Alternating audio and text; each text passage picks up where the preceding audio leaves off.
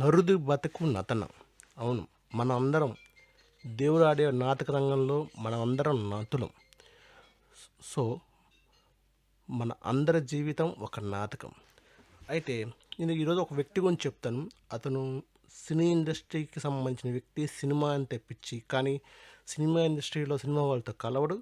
Cinema వాళ్ళకి దూరంగా ఉంటారు. కానీ సినిమా అంటే పిచ్చి. మంచి హీరో అవ్వాలని చెప్పి అతని జయం.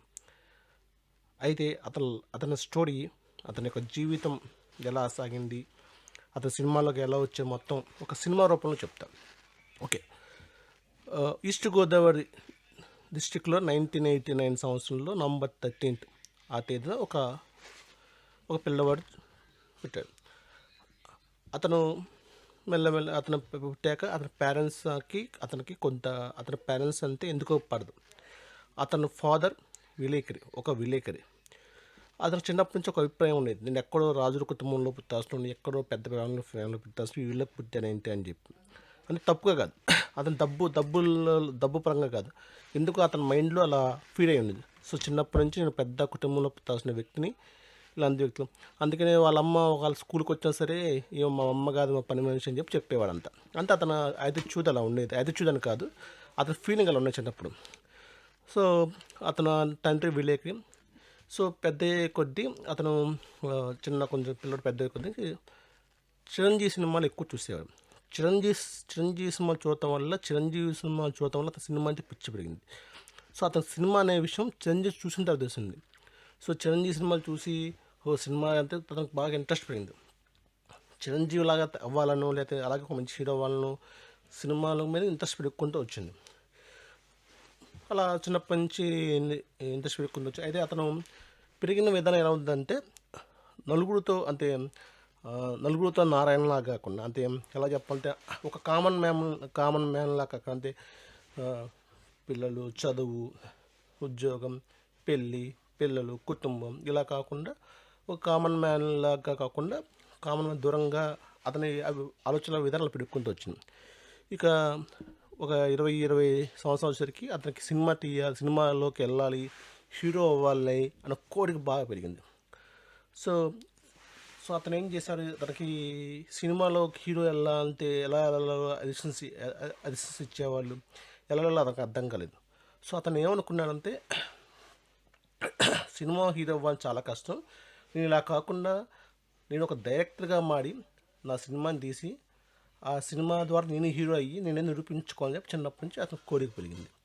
సో అతను ఏం చేశాడు, ఫస్ట్ తెలుగులో ట్రై చేసి కుదరలేదు, తెలుగులో కాక తమిళ్లోకి వెళ్ళాడు. తమిళ్లోకి ముందు తెలుగులో ఒక చిన్న షార్ట్ ఫిల్మ్ తీశారంట.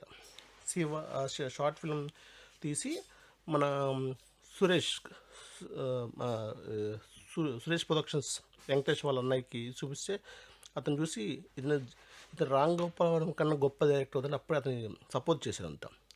అయితే అతను ఏం చేశాడంటే, అతను 20 సంవత్సరాల వయసులో తమిళ ఇండస్ట్రీకి వెళ్ళి అక్కడ ఫస్ట్ అతను ఒక స్టోరీ రెడీ చేసుకుని ఆ స్టోరీని సూర్యకి వినిపిద్దని చెప్పి వెళ్ళాడు. సో సూర్య వాళ్ళు ఏమంటే ఒక సినిమా తీయని చెప్పి అన్నాడు. సో అతను ఏం చేశాడంటే, ఒక మామూలు యాక్టర్తో ఒక పోర్కలం అని ఒక తమిళ సినిమా తీశాడు. అది సినిమా టెక్నిక్ పరంగా చాలా బాగుంది, మంచి హిట్ అయింది. అతను ఆ సినిమాలో హీరో ఎవరంటే, మీకు ఇది కాంతారా సినిమాలో పోలీస్ ఆఫీసర్ ఒక అంతకు ఉన్నాడు. అతను కొన్ని సినిమాలు కూడా అతను హీరోగా పెట్టి సినిమా తీసిన అప్పట్లో, పురోక్కల్ అని చెప్పి 2000 ఆ టైంలో. సో ఆ సినిమా మంచి టెక్నికల్ పరంగా బాగా హిట్ అయింది. ఒక సినిమా సంబంధించిన వ్యక్తి కూడా మంచి ఆర్టికల్ రాశారు ఇతను గురించి, అయినప్పటికీ ఛాన్స్ రాలే. అప్పట్లో నెక్స్ట్ సూర్య చెప్పే ముందు విశాల్ గోస్ట్ స్టూడియో చెప్పేంత, తర్వాత సూర్యకి చెప్పిన తర్వాత సూర్య సినిమా స్టార్ట్ చేసిన తర్వాత ఆ స్టూడియో దగ్గర ఉండే అసిస్టెంట్లు వాళ్ళు ఇతను చేసే స్క్రిప్ట్లో చేతులు పెడుతుంటే అతనికి అతని స్క్రిప్ట్ ఎవరు టచ్ చేయడం ఇష్టం ఉండదు. స్క్రిప్ట్ పరంగా చాలా వేస్ట్గా ఉంటారు. సో అతను సినిమా విషయంలో ఎవరైనా చేతి మీద ఇష్టం లేక అతను బయటకు వచ్చాడు. ఆ తర్వాత సింబు తమిళ యాక్టర్. సో తమిళ యాక్టర్తో సింబు హీరోతో మంచి సినిమా పరంగా ఒక స్టోరీ రెడీ చేసుకొని సింబు బాగా నచ్చినంత సినిమా తీద్దాం ఎలా అని చెప్పి ఇద్దరు కొన్ని రోజులు ట్రావెల్ చేసేంత. అప్పుడు ఇతనికి సింబు అంటే బాగా ఇష్టం పెరిగింది. సో సింబు కూడా ఇతని సినిమా ఆ టైం సింబుకి తమిళ హీరో సినిమా మీద కొన్ని బ్యాడ్ ఒపీనియన్స్ ఉన్నాయి. అసలు ఆ సినిమా షూటింగ్స్ టైంకి రాడు ఇలా అని చెప్పి. సో చాలామంది నిర్మాత సినిమా అయితే ముందు రాలేదంత. అయినప్పటికీ సింబు ఇతనితో సినిమాలు చెప్పి మంచి ఒక ప్రొడ్యూసర్ని కూడా తెచ్చి అడ్వాన్స్గా దిగపోతే ఈ వ్యక్తి వద్దు నాకు ఇప్పుడు ఇతను ఒక స్టెప్ వెనక్కి వేసి ఆ సినిమా కూడా జరగలేదు. ఆ తర్వాత ఇలాగని చెప్పి తెలుగు ఇండస్ట్రీకి వచ్చాడు. తెలుగు ఇండస్ట్రీకి వచ్చి సినిమా తీద్దామని చెప్పి ఫస్ట్ అతను ఎలా ఏమనుకున్నాడంటే ఈ మన ఈ వడ్డే నవీను, తారక రత్న, దాస అప్పట్లో హిట్ లేని హీరోలు పేరున్నా కానీ హిట్ లేని హీరోలతో సినిమా తీసి వాళ్ళకి సినిమా సూపర్ వాళ్ళకి మంచి స్టార్ నేర్పించి అలా ఆ రకంగా తను తన గురించి చెప్పుకుందాం అనుకున్నాడు. కానీ అనుకోలేదు. సో అప్పుడు ఏం చేసి ఇలా కాదు కొంచెం మినిమం మార్కెట్లో హీరోలతో సినిమా చేద్దామని చెప్పి గోపిచంద్ సెలెక్ట్ చేసుకున్నాం. సో గోపిచంద్కి మీరు తెలుసు గోపిచంద్. సో గోపిచంద్ 2 నిమిషాలు ఫోన్ చేస్తే గోపిచంద్ ఫోన్ ఎత్తుంటే మళ్ళీ ఒకసారి ఫోన్ ఎత్తి ఎందుకమ్మని సార్ గోపిచంద్ ఎందుకమ్మని సార్ ఫోన్ చేసి మీకు స్క్రిప్ట్ చెప్పాలంటే సరే రమ్మని చెప్తే ఒక ప్రొడ్యూసర్ నల్లమ్మని ప్రొడ్యూసర్తో వెళ్ళి గోపిచంద్కి వెళ్ళి స్టోరీ చెప్పింది. వాళ్ళంతా స్టోరీ బాగా నచ్చిందంతా. సినిమా తీద్దాం రెడీ అయ్యేది నల్లప్పని బుజ్జి గోపిచంద్. కానీ అది కుదరలేదు.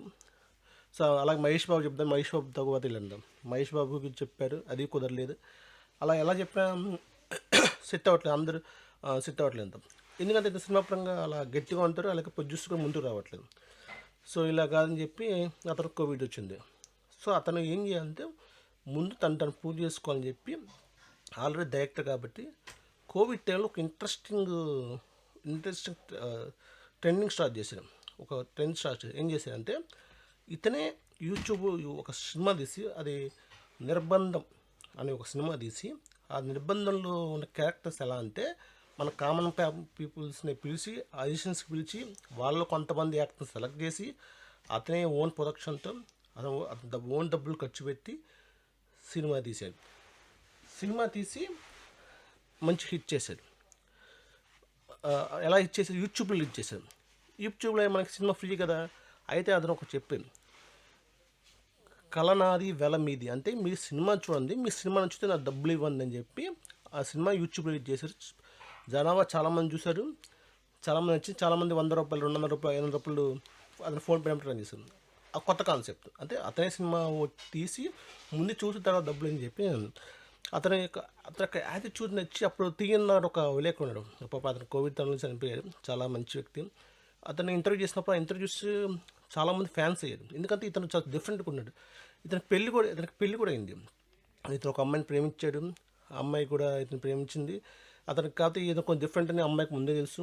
తర్వాత పెళ్ళైన తర్వాత ఒక పిల్లోడు పుట్టాడంతా. పిల్లోడు పుట్టినా సరే ఇతను పిల్లడు చూడగానే ఇతను నాకు కొడుకు అనే ఫీలింగ్ రాలేదంతే. ఎందుకంటే అతని ఫీలింగ్స్ అసలు లేదంతా. అది వాళ్ళ వైఫ్ అర్థం చేసుకుని వాళ్ళు దూరంగా ఉంటున్నారు. వాళ్ళ వైఫ్ వాళ్ళ పిల్లోడు అప్పటి నుంచి తన వయసు నుంచి అతను వాళ్ళ తండ్రి పేరెంట్స్కి దూరంగా ఉంటున్నాడు. అలాగే వైఫ్ అతని పిల్లోని కూడా చూడలేదంత. సో అలాంటి వ్యక్తి ఇలా తీయందరికి ఇంటర్వ్యూకి ఇచ్చాడు. సినీ ఇండస్ట్రీ మీద ఇలా చేశాను, ఎలా సినీ ఇండస్ట్రీ ఎలాంటి పొలిటిక్స్ ఉందో ఇవన్నీ ఎక్స్ప్లెయిన్ చాలా ఓపెన్గా మాట్లాడేసరికి ప్రజలు ఎప్పుడైనా సరే ఓపెన్గా మాట్లాడే వ్యక్తుల్ని ఎక్కువ ఇష్టపడతారు. ఆ టైంలో నిర్బంధ సినిమా టైంలో ఇలా కలనాది వెల మీద కాన్సెప్ట్తో పాటు బూతులతో సినిమా తీశాడు. అందరు బూతులు వేసి సినిమా, కానీ బూతులతో సినిమా తీసి ఫస్ట్ టైం తెలుగులో అంత ఓపెన్గా బూతుల సినిమా తీసి రిలీజ్ చేశారు.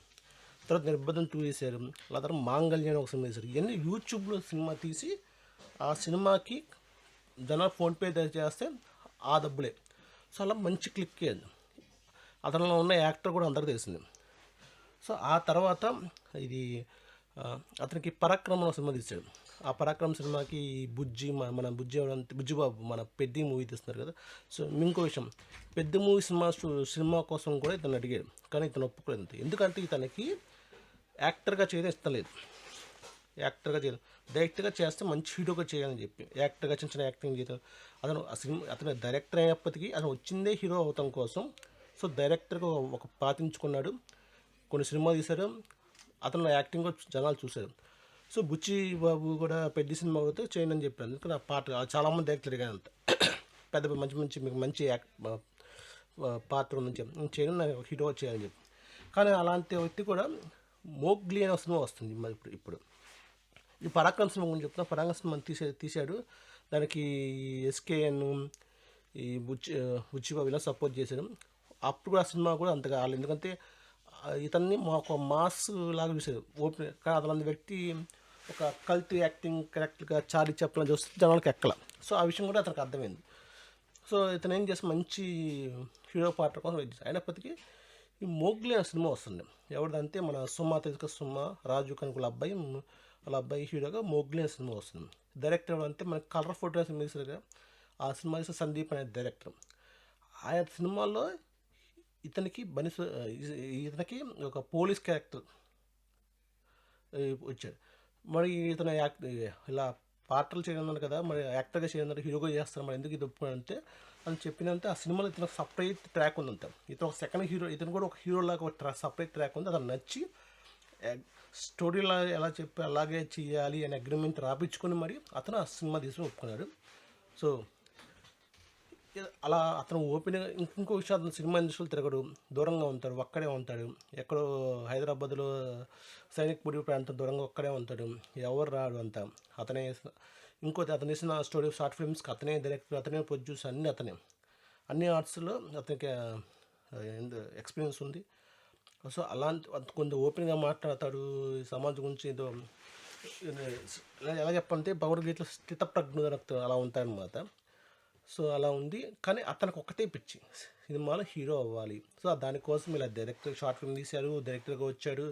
తర్వాత మళ్ళీ ఇప్పుడు మంచి ఒక పోలీస్ యాక్టింగ్ చేస్తాడు. సో అతని పేరే బండి సరోజ్ కుమార్. మీ అందరికీ అతని గురించి తెలిసే ఉంది. అతను ఎలాంటి ఓపెన్ స్ట్రైట్ ఫార్వర్డ్ భాష అందరికీ తెలిసే ఉండిద్ది. సో ఇప్పుడు మోగ్లీ ట్రైలర్ చూసా, పోలీస్కి చింపేశారు, నాకు కూడా బాగా నచ్చింది. ట్రైలర్లో అతనే మంచి హైలైట్గా ఉన్నాడు. సో ఈ సినిమా మంచి సక్సెస్ అయ్యి అతను మంచి హీరోగా ఛాన్స్ రావాలని చెప్పి కోరుకుంటున్నాను. All the best. చూసారా, అతన్ని నరుడు బతుకున్న అతను ఎందుకంటే అతని లైఫ్ మొత్తం ఒక హీరో అవటం కోసం, ఒక ఎయిమ్ కోసమే దృష్టి పెట్టాడు. తల్లి, తండ్రి, పిల్లలు, కామన్ మ్యాన్లో అతను ఉండలేకపోయాడు. ఏమైనా అతని లైఫ్ స్టైల్ అనేది ఒక దేని మీద దృష్టి పెట్టారు, దాని మీద వెళ్తున్నారు. మనం కూడా అనుకుని దాని మీద దృష్టి పెట్టి ముందుకు వెళ్ళాలి. అతను ఒక ఎక్స్పీరియన్స్గా అతను ఒక ఎలా తీసుకుంటే స్ఫూర్తిగా తీసుకొని మనం ముందుకు వెళ్ళాలి. All the best. జై హింద్.